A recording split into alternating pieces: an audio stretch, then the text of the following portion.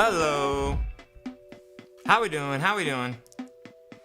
I'm happy to see you. Can you hear me?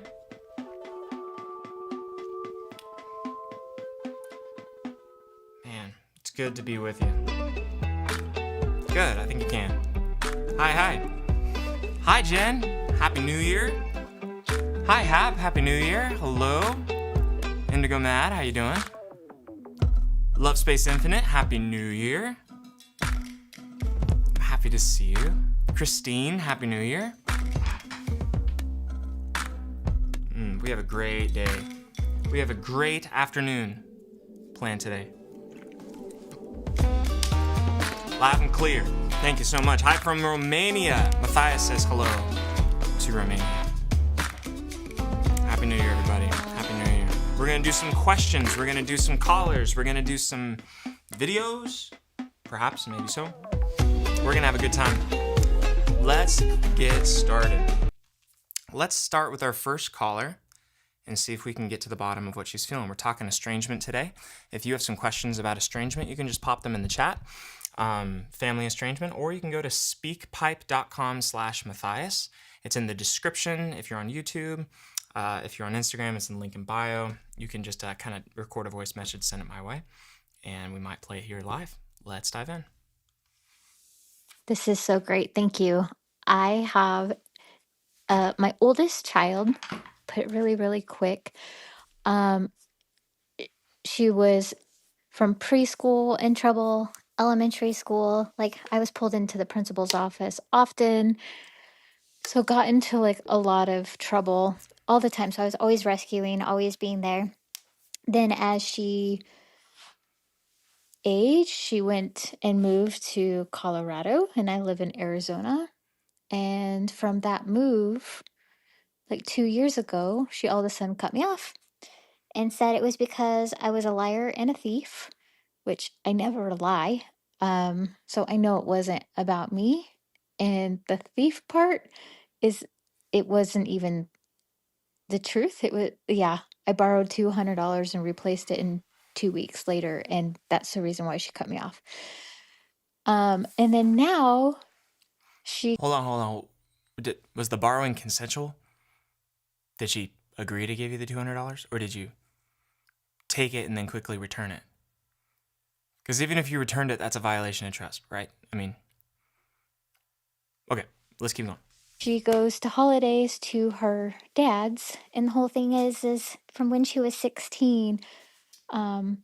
Actually, no, from once we got divorced, the dad became very abusive to her. So then I did everything possible to fight for her and to get full custody. And by the time that she was 17, I got full custody. So then I had her junior year and her senior year as a single parent. It was so freaking hard. And then, yeah, so then she cuts me off when she was. Hold on, I'm sorry to distract. There's a wasp in my office. I'm gonna get it. Hold on. There's a wasp. We need jams. Nope. Something more mysterious. Nope. That's it. That's the vibe. Okay. There's a wasp. Got it? Here comes the moment. Ah! Nope. Didn't get it.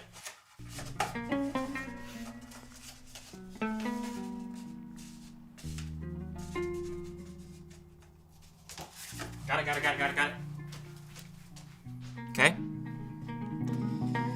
Do I open the wasp live? That's right. It goes, we should probably help the good people who submitted questions. I'm just gonna leave this wasp right here. And I'm gonna open it randomly at some point during the live. And we're just gonna see what happens.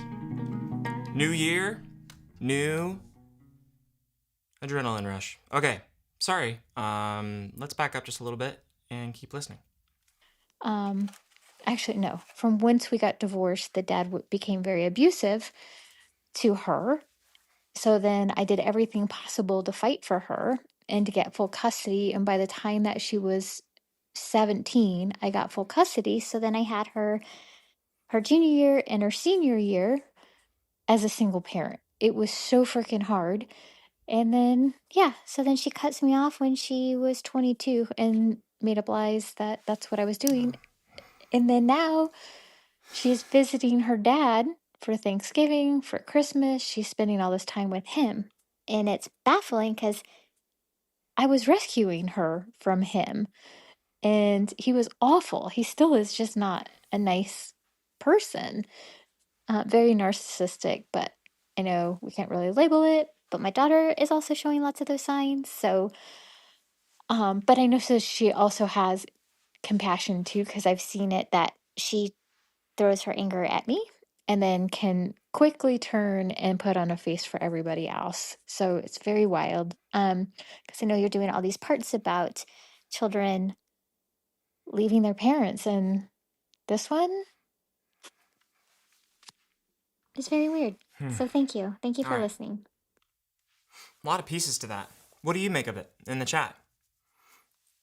If you tuned in kind of halfway through it, it sounds like maybe like 10,000 feet up, we have a relationship where there was a lot of effort, it was strenuous, it was painful, but there was a lot of commitment from mother to daughter.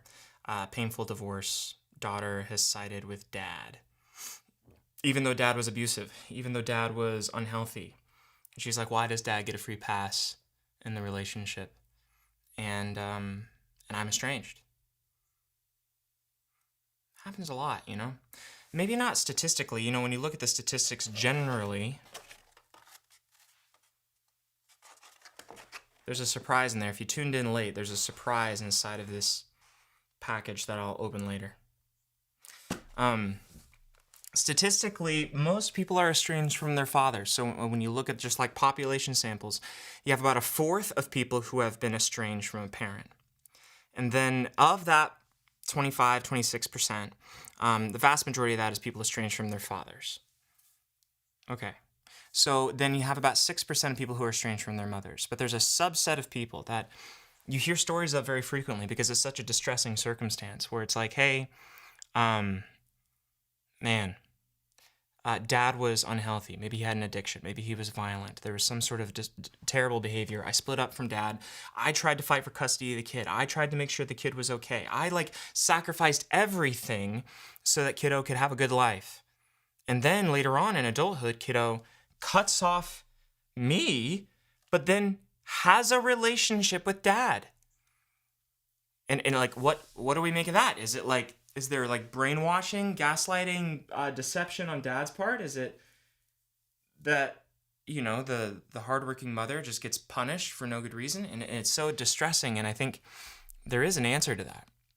There is a reason, but it's not a reason that feels good. I know what the reason is in the sense that I've heard kids talk about it. I can tell you what they say. Often, it's not... Let me back this up. It's often not that dad is better than mom, or dad sacrificed the same or more, or is in any way better. It's that dad is easier. Mom might feel overwhelmed, anxious a lot of the time. Dad is compartmentalized. It's kind of chill. Mom is intrusive, asks lots of questions, suggestions, gives lots of unsolicited advice, wants to be involved in everything. Dad's pretty hands-off, Dad's just happy to be there. He's happy to stay surface. Mom is complex territory. Dad's pretty predictable.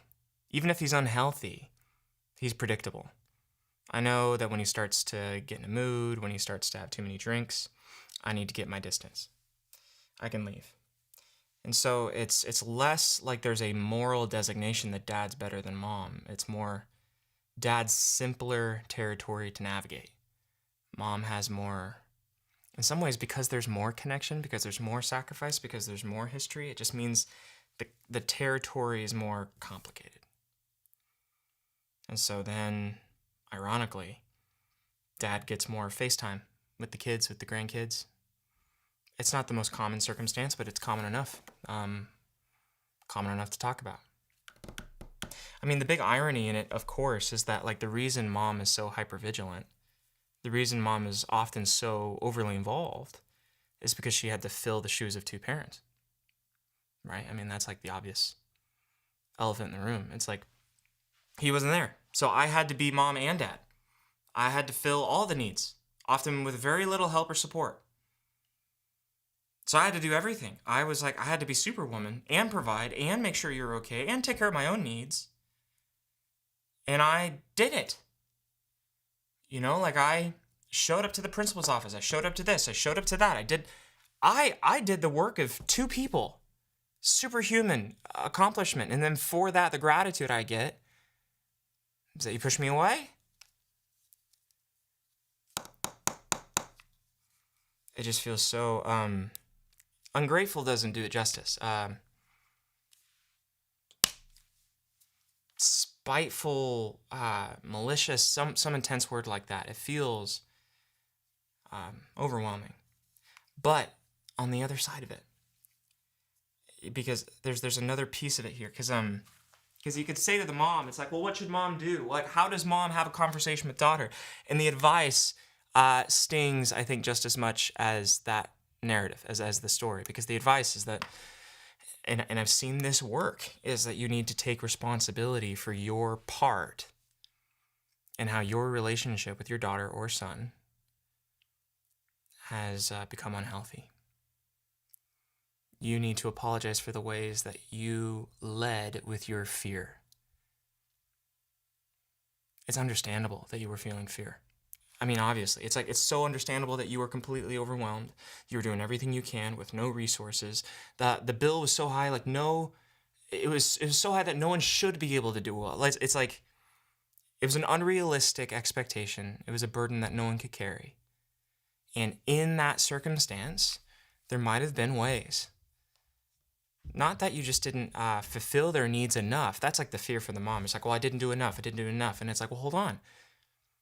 There's violations of not doing enough, sure, but then there's violations of doing too much. But it's not, because, and I think I talk to mothers who get stuck here. It's like, well, I loved too much, I cared too much. No. It's actually, you took so much of the burden at the wrong how do I say this? How do I say it?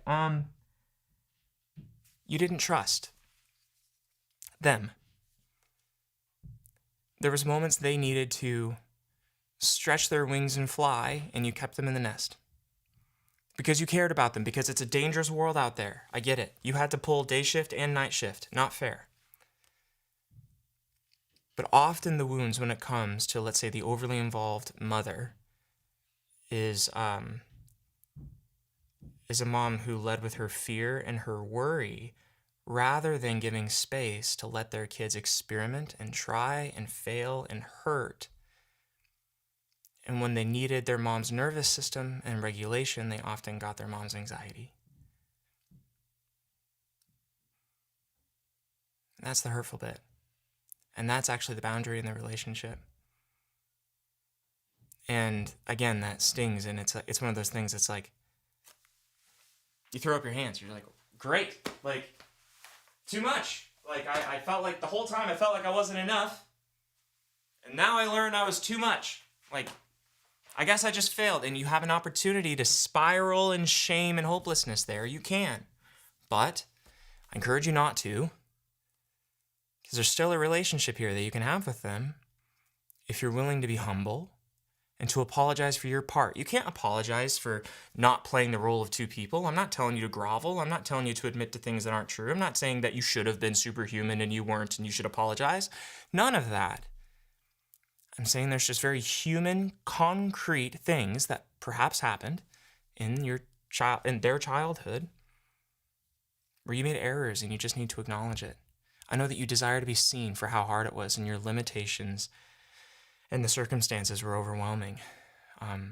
The reality of it when it comes to adult kids and parents is often the kid needs to be seen first. The kid's needs need to be seen before the parent's limitations and constraints will be seen. So it's not that you need to swallow your experience and pretend like everything is fine. It's a matter of pacing. Someone needs to go first. And when you're the parent, the apology comes from you first in this kind of circumstance. It's not fair. I'm not saying, and none of this is fair. I'm not saying this, the kid's responding correctly or dad. None of this is fair. I'm talking about pragmatically, here's what you do. Because I care enough about you to just tell you what to do next. I'm not calling you out. I'm calling you into clarity. I'm giving you a path. Because I could just tell you your kid is this ungrateful, narcissistic, yada, yada, yada. I could, and you'd feel validated. But is that going to help? Is that going to help the relationship? No. It's just going to make you more resolute that you're right and she's wrong. So, what helps? You own your part. That's what helps. Not fair. Correct. And your daughter might have genuinely gone through some hard things and some pain. And the stress that you were holding, some of that you passed on to her. And it's okay to apologize for that. All right. Ouch. How are we doing in the chat? Let's go over to the chat. Let's see what you guys are thinking. YouTube, what's up? Oh, shoot. Okay, hold on. Let me change my scene. Here. Wow. What's going on, YouTube? Oh, someone's not being nice. Someone's not being nice in the chat. That's okay.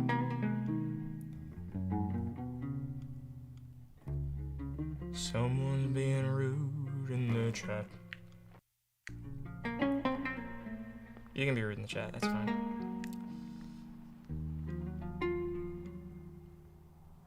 Okay. That look fine? Alright, we're back. I didn't even fully read the comments yet. Okay, Melodrama Boy thinks I'm fruity. Great. Feel sorry for your husband. Okay, alright, so we got some gay jokes. Remove. See ya. Wait, did I just remove the comment or did I remove the person? What do I do? I could add them as moderator. Wouldn't that be chaotic? Should I? Should I open this? Sometimes in the new year, you just gotta feel something, you know? Should I pin it? No.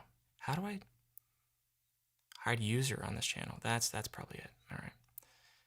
Sorry. Sometimes you just want to see something happen, feel something. All right, Mellow Boy, he gone.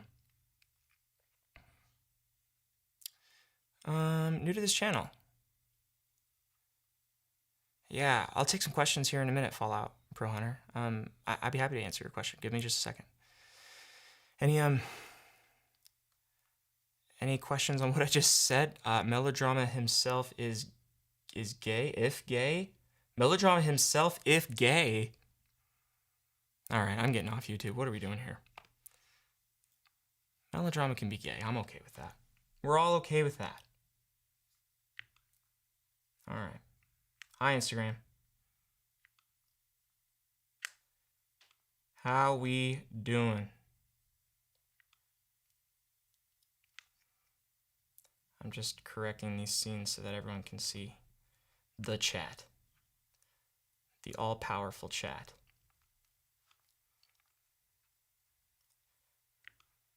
And then I'll respond. All right, so what'd you think of that dialogue when it comes to mothers and the like? Let's read. What do I look? I'm gonna go back a little bit.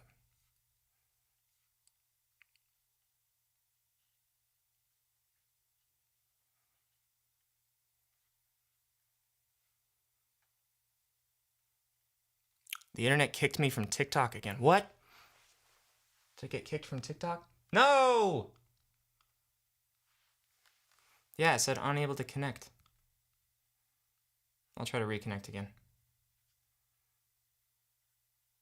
Thanks for the heads up. Let's have some music while I read through these, because dead air is a drag.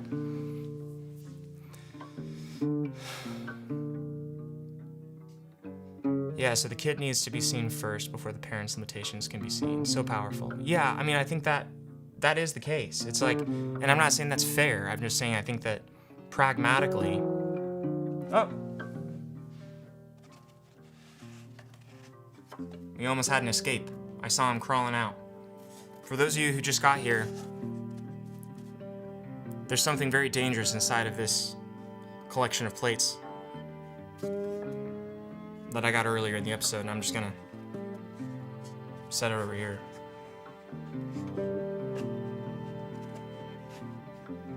The danger, you know, keeps me sharp. Okay. The adult kids still have a relationship with him. What do I apologize for?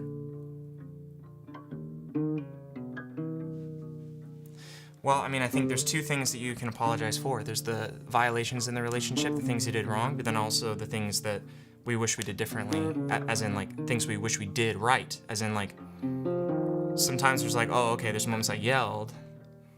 There's moments I lost my temper. But then there's also moments where maybe my ex, you know, lost his temper, and I should have gone and checked on him. I should have, like, made sure he was okay, but I just tried to avoid the situation and just keep things calm instead of maybe calling out the situation and trying to make sure everyone was all right. And so it's like, maybe it's those moments, maybe it's those kinds of comments. The apologies are not just around, here's like these specific things that I really did that were terrible. It's also, here's the areas where I think I was quiet, or I avoided, or I just tried to smooth past it, but I should have engaged it more. I think that is often the content that leads to the most meaningful conversations when it comes to parents and adult kids. How many times is an apology necessary? You know, the apology is, I think, 10% of it. Saying the words, I'm sorry, I mean, it should be included, that's fine. But the thing that actually makes an apology heal is asking the question, what was it like for you when you were going through the hard stuff? When this event happened, when this thing happened, when the betrayal happened, what was it like? And I feel like people won't let it go. People won't move on until they feel like, oh, they get it. They get what it was like. They get the impact. Until there's an emotional resonance with the impact, they won't drop it. So you can say, oh, what? I'm sorry. Can we just move on? Like, okay, I admit it. I was wrong. How many times do I have to say this? But that's just not going to move the needle, because that's not what does anything.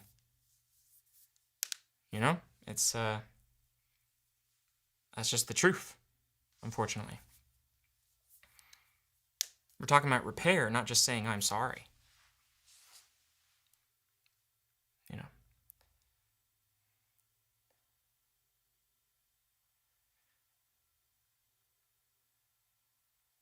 So someone asks, if I own it and apologize, you know, does that make my daughter think about her part too? I think what it does is it sends an invitation. We can't control other people's behavior. You know, you can't control your parents' behavior. You can't control your kids' behavior. It's like, I mean, I wish there was like a secret formula that I could give you of perfect things to say that would make your parent acknowledge this or that, or make your kid understand this or that. It's like, we don't have that. But then you can't go the opposite direction to be like, well, I guess nothing I do matters. Obviously, wisdom would tell us that there's something in the middle. And what's in the middle is that you can extend invitations. And when you really come to an acknowledgement of your part, taking a responsibility for the facts, not for the label and the narrative and all the exaggerations, but for the facts of the circumstance, you emotionally resonate with their experience of what it was like to be them. That's when those apologies start to really, I think, create the inroads for repair. And when you repair, when there's release, when there's that relief of like, oh, mom gets it, then from that vantage point, I can reevaluate, well, what was their experience like? And what was that like for them? So yeah, pacing. It's not a guarantee that it makes the daughter think about her part, but that it has to happen first. Like the acknowledgement and the release and the healing has to happen first. I hope that makes sense.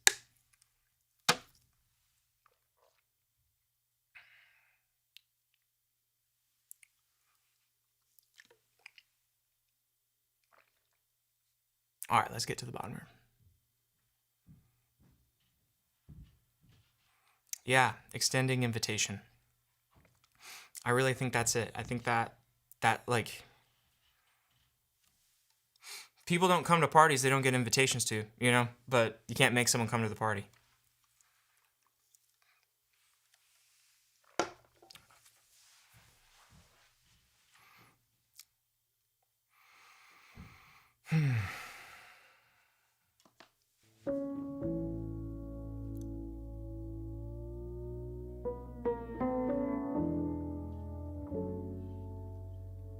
Wow. Oh, I'm sorry. That's awful.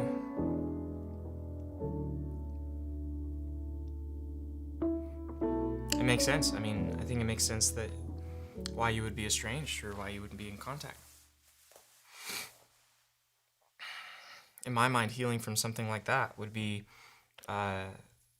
your brother apologizing.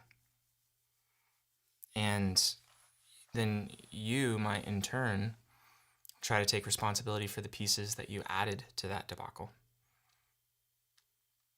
Obviously, there's nothing you did that made him become violent with you. We can't make someone become violent with us. But there's things that we contribute to the unhealth of a conversation that we can always take responsibility. I just think like the more you can take responsibility for the facts, we don't exaggerate, we don't take exaggeration for false labels and hyperbole and sorry I made you get angry. No, it's not that. It's like, hey, when I was defending my wife. So the commenter, said, hey, I was trying to defend my wife in an argument. My brother got mad, he got violent, went to prison for 2 years for assault. And what do we do with the relationship? It's like an invitation that you could extend is like, hey, thinking back on that, I called you some labels, I called you some names, and I could have defended my wife without going there. I could have defended my wife, set a boundary, whatever, without calling you names. And I'm sorry. When you come to someone with that kind of humility, that kind of like adult openness to like accept your part, which is, I think, such an expression of maturity and groundedness and confidence. It's kind of disorienting. People will be like, what? Whoa. Like, whoa. And then where they were expecting to have to defend themselves and argue with you, they actually relax. They're like, oh. And then again, it extends an invitation for them to own maybe some of their part. So it just kind of depends how much you want the relationship to be reinstated.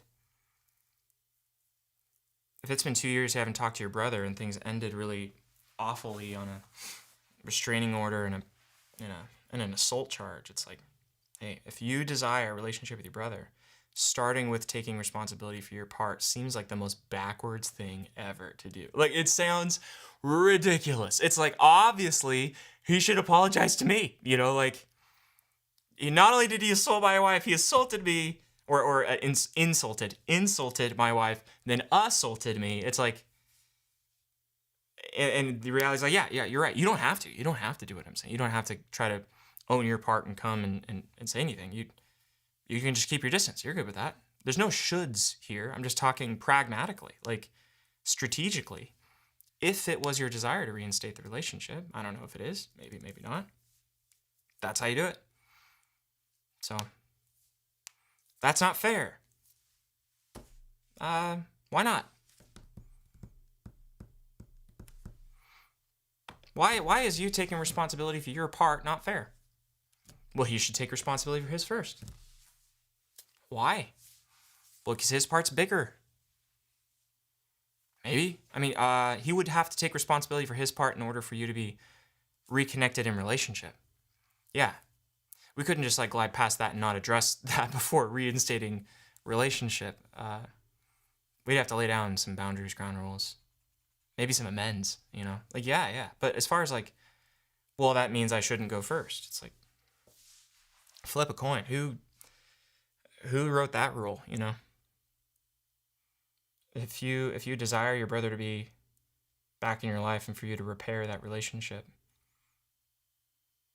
it's okay to go first. You don't have to think that that's like you not respecting yourself or you not standing up. I don't know. Like that's, if you were to lie and take the whole thing on yourself and then take responsibility for things that aren't true, like I made you mad, it was my fault, I shouldn't have, but like then that's a little bit like squirmy. It's like, don't do that. Does that make sense? All right. Yeah, talking about repair, not just saying sorry. That's what's up. Okay, is YouTube less hostile? Let's look over at YouTube. Hey, YouTube. If you weren't here earlier, YouTube had some trolls. A spider? Okay, so people are guessing what's inside this. Nope, it's not a spider. If you were here at the very beginning of the episode, I found a dangerous creature in my office, and I scooped it up and put it within these plates. And then I said I would open the plates by the end of the episode and let whatever dangerous creature out to wreak havoc. So I'm keeping my caged prisoner right there. It's not a spider.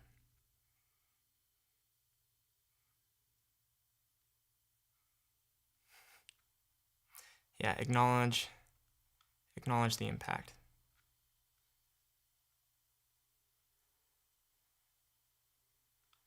This is a cool question.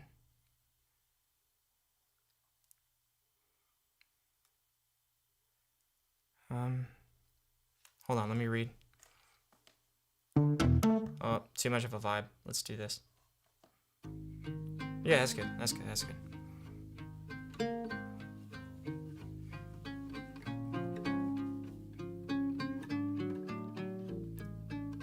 Both these questions are great. Echo Star. I'll answer both of them.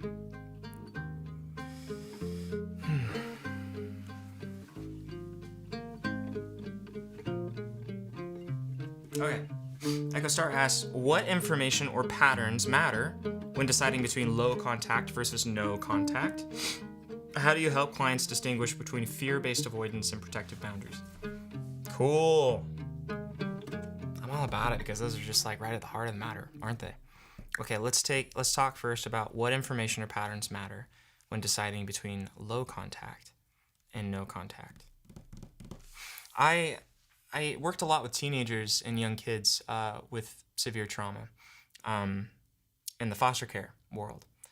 It is a trauma being taken away from your parents, living temporarily in another home, and then being reunited. I mean, most foster circumstances are you're reunited with the parents, and so it's just hard. The whole thing's hard, and I remember going to my supervisor and being like, okay, how do we heal this trauma? How do we heal the trauma of the rupture, the overwhelm of being in a new place and then being back together, but then having all these therapists and parole officers, and I just remember my supervisor giving me just a good lesson, wisdom that would come to inform my work, in those circumstances for years to come. And it was like, Matthias, you don't heal trauma when it's happening. It's still happening. You make sure that, I worked a lot with young boys, so it was like the young boys in the foster system, you make sure they don't feel alone. You make sure they feel cared for and they have a place to process and to talk about what's happening as it's going along. But even that talking, even the processing, like when you look at 9/11 studies, for example, and you look at the people who went to counseling like right after, it's not obvious that made stuff better. Like talking about the negative event over and over, like right after something happens, it actually could flip you into higher likelihood for PTSD and make the symptoms worse. Yeah, it's like you got wet cement and you keep kind of messing around with the wet cement, and then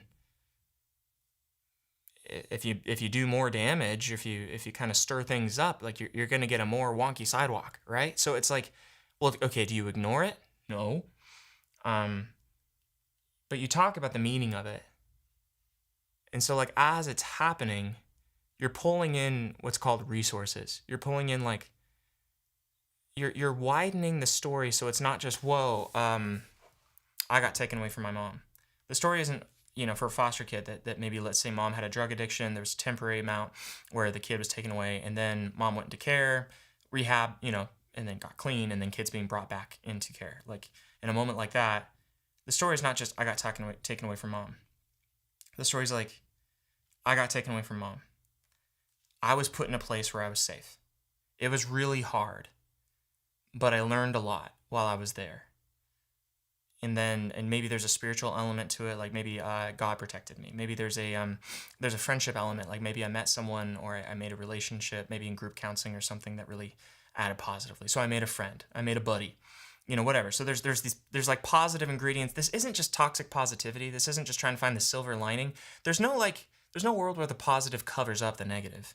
It's just the positive gets to ride alongside the negative. And so then you were like, yep, so I had a really hard time. But then in therapy, I got to talk about it. That made it feel better. My teachers, I was having a hard time, but my teachers worked with me so that I could still get good grades in school. And then I got to come home with mom. And we got to reunite, and then we went to the trampoline park, and that was really fun. And I'm so happy I'm safe with her. It's like making sure there's a complete arc. Like think about like physiological arousal, like traumatic arousal. There's the rise up, there's the hyper arousal, and then there's the regression down into calm and relaxation. It's like you need the full story arc. If you get locked in, I got taken away from mom, that could happen again at any moment. That means I need to manage mom and hypervigilantly worry that there's going to be a police officer at my door and he's going to take me away from my mom. That's like PTSD, right? You widen the story.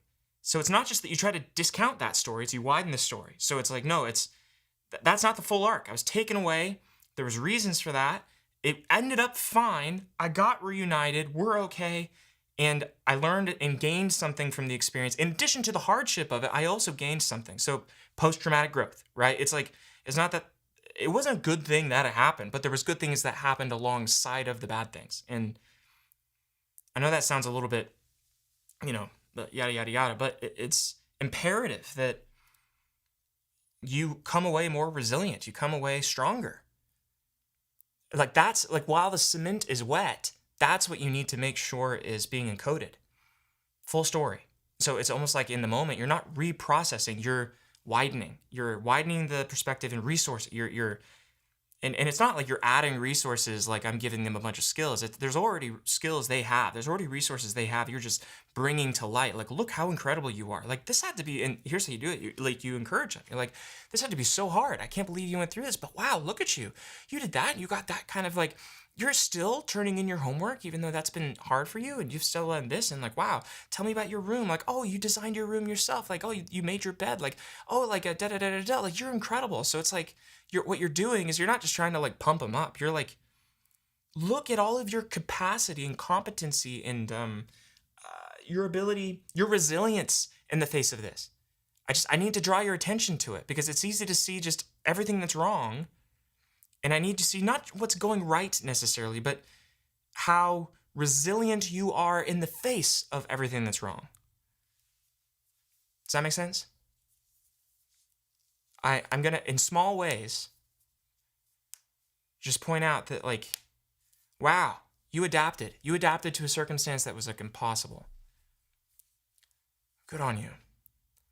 And that's different. That's a different activity than let's talk about the traumatic thing over and over and over, which what we know from study after study, including the 9/11 studies, like that was not helpful. But those meaning-making, story-expanding conversations, that's what's helpful when the trauma is happening. When the trauma is happening, you don't do EMDR. When the trauma is happening, you don't do those kinds of things. You expand the story. CPT does a really good job of that.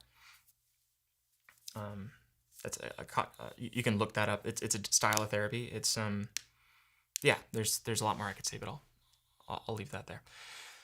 What information matters? Wow, did I answer the question at all? What information or patterns matter when deciding between low contact and no contact? Yeah, I didn't answer the question at all. What was I talking about? I liked it. I liked whatever rant I went on. I thought that was cool.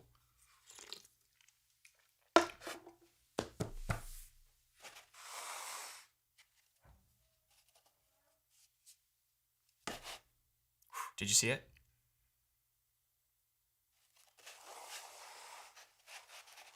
Scary.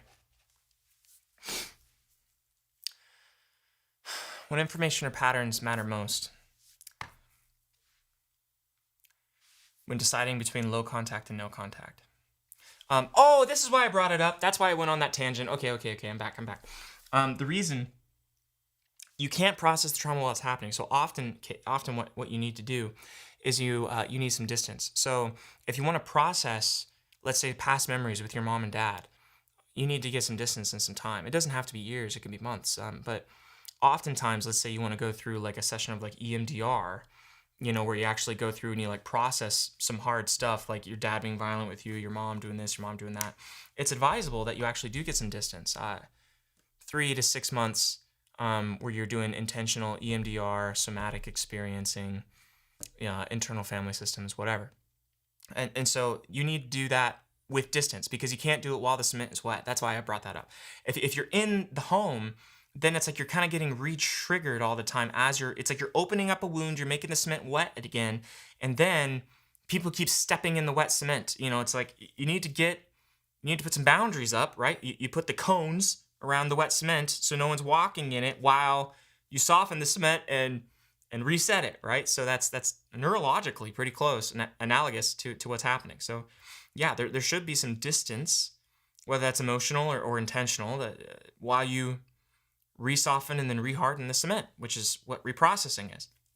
So I think that time during reprocessing makes a lot of sense. Like I said, 3 to 6 months is pretty sufficient for most people. There's obviously circumstances where it's worse, and that might need to take more time. But 8 sessions of EMDR often is very efficacious. 1 or 2 sessions of things like Flash, a lot of kind of the EMDR 2.0, the more faster versions that have come out of the EMDR world can be really helpful. You can lower symptoms 50-60%, pretty drastically when it comes to larger looming events, not necessarily the complex small events, but somatic experiencing is great. IFS can take longer, not just 8 sessions, but yeah, okay, so there's options there. As far as like low contact, I think low contact can work if you're able to kind of do that work while maintaining some contact, and it's not like they're trying to kind of break down your door. Like there's emotional barriers there that allow you to feel safe as you're doing that contact. It's not being re-triggered all the time. Okay, good, fine. Also, if the low contact is like the real issue in the relationship isn't some big traumatic thing from the past, the big issue in the relationship is some like dysfunctional behavior. If it's like they're really negative, they criticize me all the time, they make me mad. It's like, yeah, okay, sure. You can have low contact and you can work out pragmatically what to do about the relationship with your therapist. Like that has a lot more to do with problem solving than reprocessing, so it's not necessarily like you need zero contact while you're figuring that out. It depends on the circumstance, but those are the things that I'm thinking about when deciding, like, okay, what happened? Hello. When deciding, do I go low contact to no contact? Those are the variables I'm thinking about. Second question, how do you help clients distinguish between fear-based avoidance and protective boundaries? I mean, avoidance has no intent behind it. Like, avoidance is a compulsory or impulse. Like, avoidance...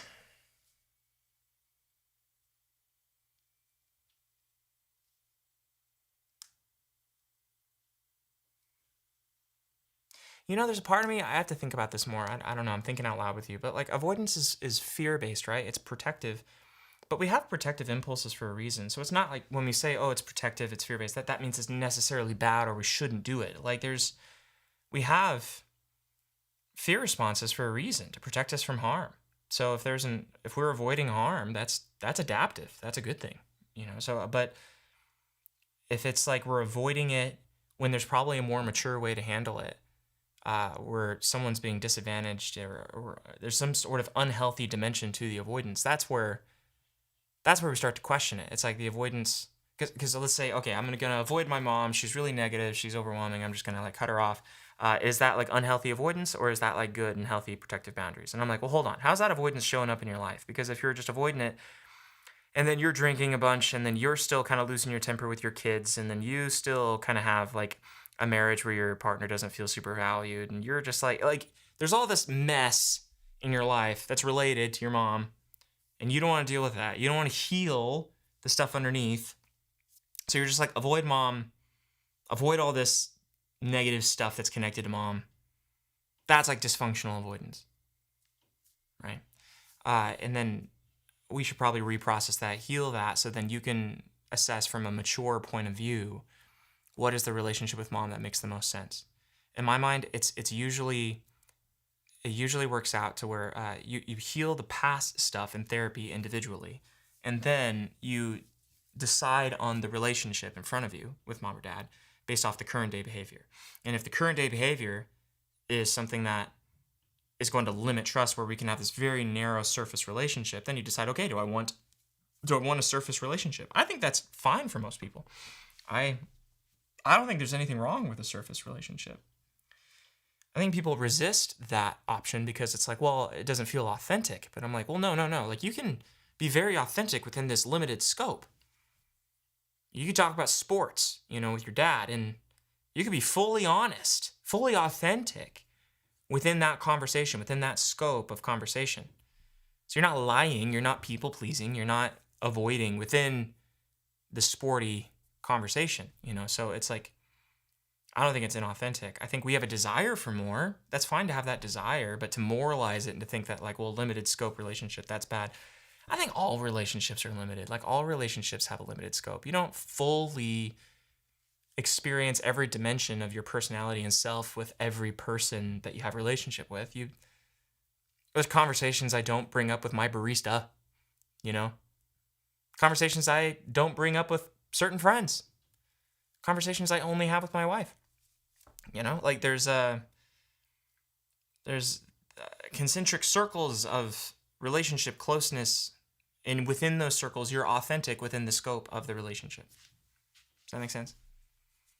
So it might be that the parent has moved out to a farther circle, and that's appropriate if the current day behavior is immature and they're not open to changing. Tons of unsolicited advice. I've told you several times not to interject, and you won't listen. It's like, okay, well, we're going to take a step back. So that's not immature. That's not avoidance. That's just boundaries, Okay, good. Any follow-up?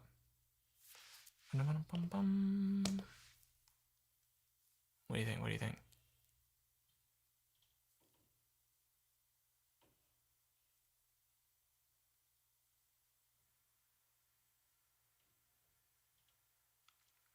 This is good. Earlier, what? Hold on. Why? Stop.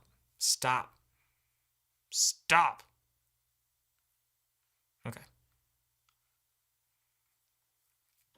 By the way, I should mention, I always forget to talk about this. We have Estrangement.com open. I have a whole program for estrangement, walking through estrangement. It's a whole community of people who, both parents and kids, walking through the process of estrangement together. You can check it out at Estrangement.com. You can sign up for it. You can be a part of our group. It's lovely. We meet on calls. We do feedback sessions together where we get live with somebody and we talk with them. You get to hear other people's experiences. You get to meet other people who get it, who get what it's like to be in these family, tumultuous, hard, difficult situations. It's really great. It's only for a couple more weeks, though. We're closing it up in a couple weeks. So if your New Year's resolution has anything to do with hey, I want to heal trauma, break cycles, I want to work on stuff with my family, man, come hang out. I have a full program where things are laid out really just kind of step by step. It's so practical and helpful and easy. I think once you have the tools and the wording and just some of the frameworks that not just I came up with, but the adult kids in our group came up with, or the parents came up with. We have the lived experience of so many people within the group that you get to leverage and learn from. That's just awesome. So you should check that out. Estrangement.com. Good. Okay. Add over. What do you mean when you say acknowledge your part when attempting to rekindle no contact? I understand that some ways it's a two-way street, but some instances are not so clear. Yeah, I don't think that it's a two-way street in the sense that everything's always 50-50. I don't think that we take responsibility for stuff that we say or do as kids when we're underdeveloped. We can't give full consent. We're just children, there's no stuff there. But as adults, if there's any piece of it, even if it's 2%, that I contributed that was negative, it's helpful to take responsibility for that. because it'll just smooth out the conversation. That's just pragmatic. You know, it's like, if there's anything here, I'm going to hope there is, because if there is, then sweet. Like, that's going to make this smoother and easier. It's going to build goodwill. I think people lean in when they feel like who they're talking to is willing to see their part and is humble. So I'm not trying to say, like, pretend like it's 50-50 or something. It very well may not be. It's just the ingredient of taking responsibility is almost always a good ingredient to add to repairing adult relationships. Like I said, there's differences when there's kids. Obviously, there's exceptions. Sometimes people are just malicious and hurt you, and you didn't do anything. And that obviously happens. All right, we're going to wrap up in a couple minutes. I'm going to open this. If you weren't around at the beginning, I found a creature in my office that is dangerous. And I trapped it in these plates. And I've been keeping it off to the side for the adrenaline to feel sharp. Being right next to the danger helps me think sharp. That's pretty fun. I'm going to open it at the end and just see what chaos ensues. Fun. Okay. TikTok went down again? Duh. It did, you're right. It's all right. Well, I'm happy you came over here. All right. Next. Let's look at another question. I like kind of doing the questions right now. What in the world? Anything over on IG? Hi, IG. How you doing? And then we'll close up here in a minute. I'll do a few more questions. Let me read. Humility's a hard one. Oh, yeah, for sure. Are you starting it up again soon? Estrangement.com. Yes, Estrangement.com is open right now. You can go and sign up now. It closes down in 2 weeks.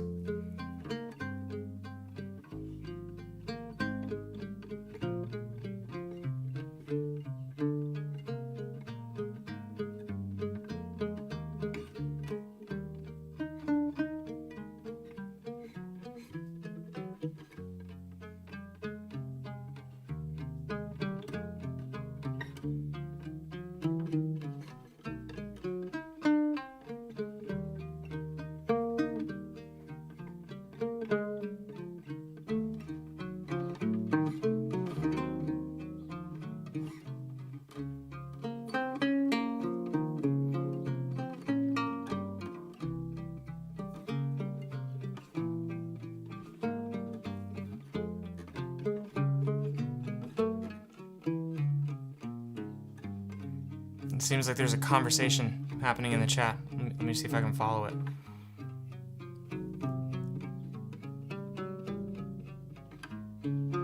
Okay. Where does this start?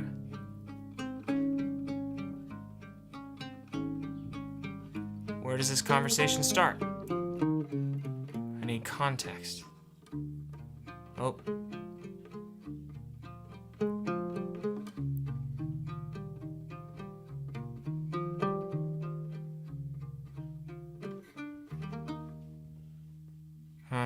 I'm not really able to find the context for that piece, so I'm going to move on.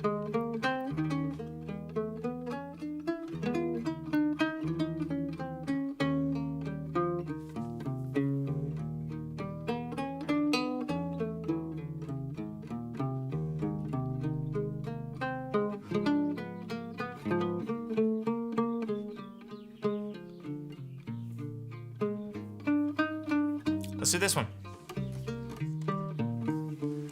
All right, team. What do you advise about having a third-party facilitator when discussing healing and reconnection with adult children? Third-party facilitator, that's broad. A therapist? Yes, good. A pastor? Maybe, if there's shared religious values there. Another sibling, sending your sibling or your kid to try to talk to them so they can see your side. Don't do it. We have a word for that in the estrangement world. We call that flying monkeys. That's right. Call that flying monkeys. So, yeah, don't send a flying monkey.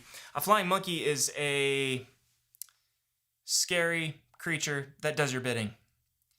And it stinks as an adult kid to be working through whatever argument you have with your parent, and then your uncle comes knocking on your door and is like, you know what, you should really lighten up. You should lighten up on your mom, go easy on her. She had it hard, she's trying her best over here.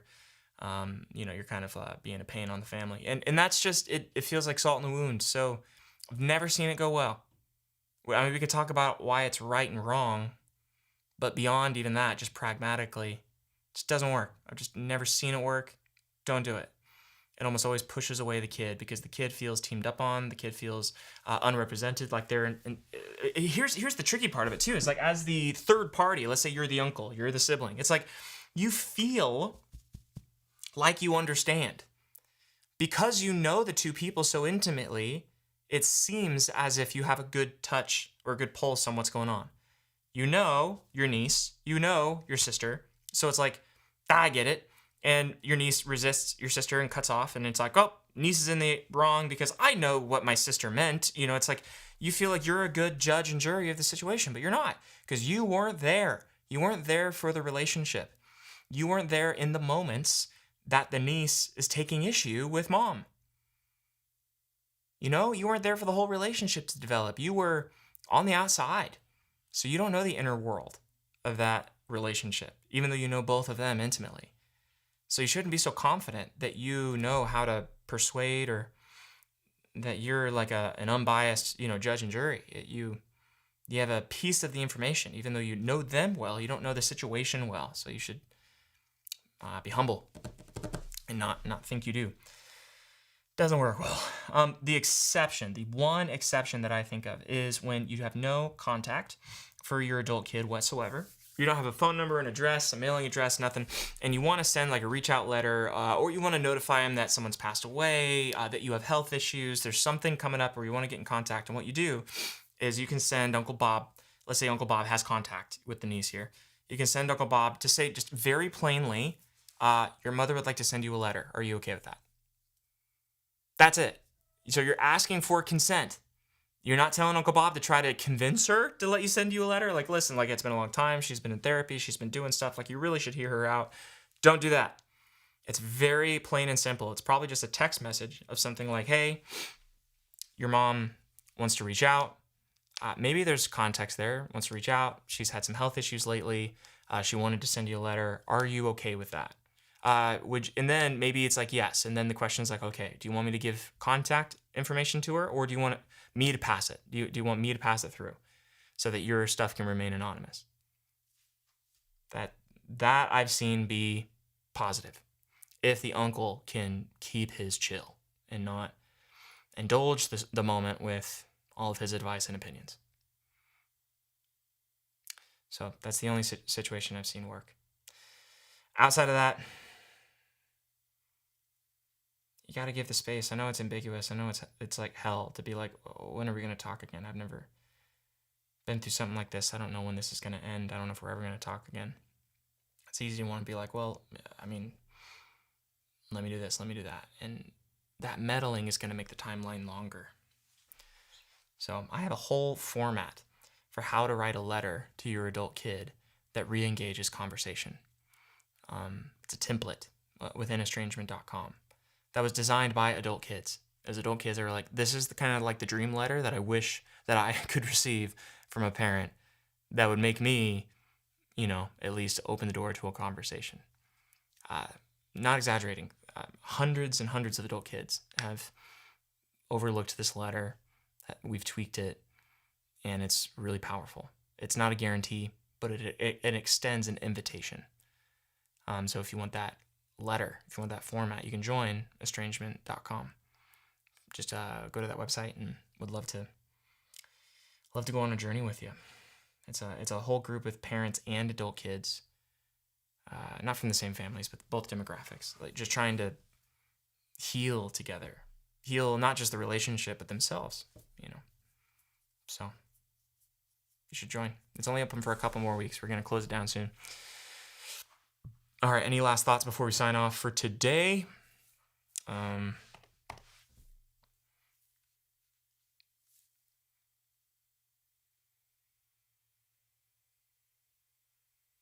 answering a question.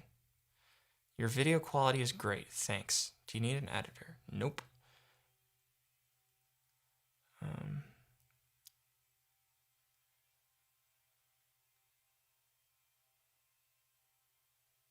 Yeah, that's good, Echo Star. Yeah, that's great.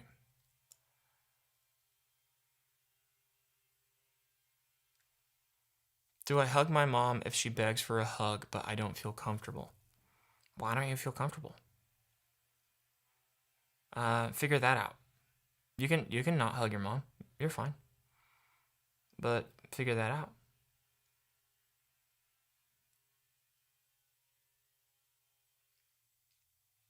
Okay, Instagram. How we doing before we sign off?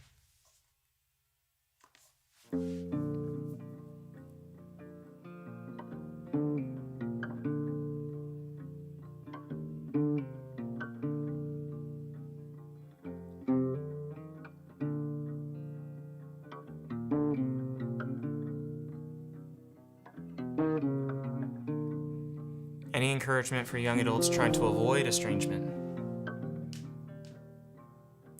Be honest about some of the issues that you have with your parents earlier.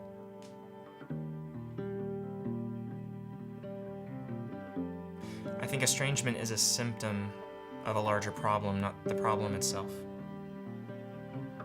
Estrangement means that there's a disconnection. There's a space where someone feels like they're not being seen, heard, valued, their issues not being taken seriously. And so I'm always like a big proponent of like, don't just grit your teeth and try to push through it. Don't just try to, we often do so with really good narratives, like I'm gonna try to be understanding, I'm gonna be empathetic, I'm gonna try to be the bigger person, take the high road, and I'm like, well, hold on. Don't just avoid the conflict. Have the conflict. The conflict could save the relationship. Speak what you're feeling. Because sometimes people surprise you. So that's my encouragement for adult kids. And you deserve healing.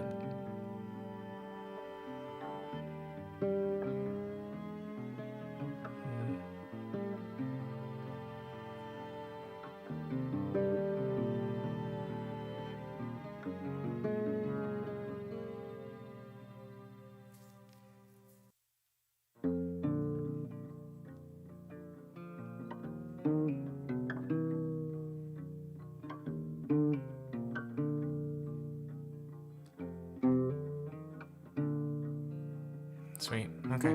Thank you all for being here. It makes me happy. I love just being connected to you all, and as promised, I'm going to open this plate. If you remember, at the very beginning of this episode, I captured a creature in this thing. It's a pest, a dangerous pest. I put it in these plates and I kept it off to the side just to feel the rush of being so close to danger. Ready to see what it is?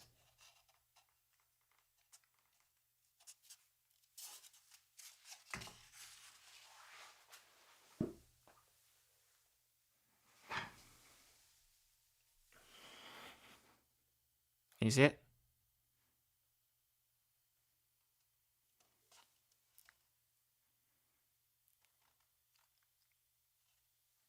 There it is.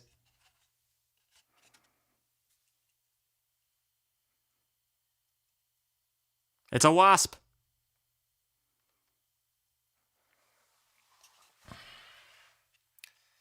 Hey, fella. You don't seem so dangerous. He wasn't buzzing around or nervous or mad. Ooh.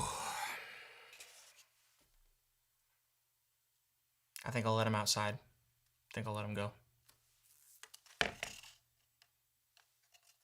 That scared me. Here, you can see him.